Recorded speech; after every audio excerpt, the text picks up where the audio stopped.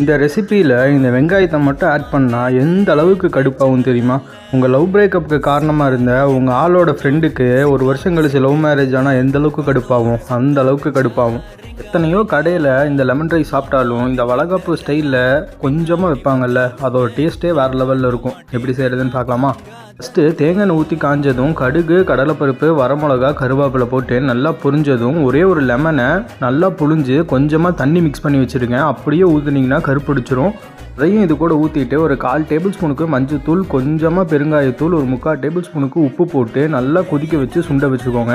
இதில் வெங்காயத்தை ஆட் பண்ணால் லெமனோட புளிப்பை ஃபுல்லாக உறிஞ்சி வச்சுட்டு சாப்பிடும்போது அங்கங்கே புளிப்பு டிஸ்டர்ப் ஆகும். அதனால ஆரம்பத்துலேயே கட் பண்ணி விட்டுருங்கன்னு சத்தியமாக வெங்காயத்தை தான் சொன்னேன். தொக்கு நல்லா ரெடி ஆனோடனே சாப்பாடை போட்டு மிக்ஸ் பண்ணி சூப்பராக சாப்பிட்டு என்ஜாய் பண்ணுங்கள். நாளைக்கு பார்ப்போம்.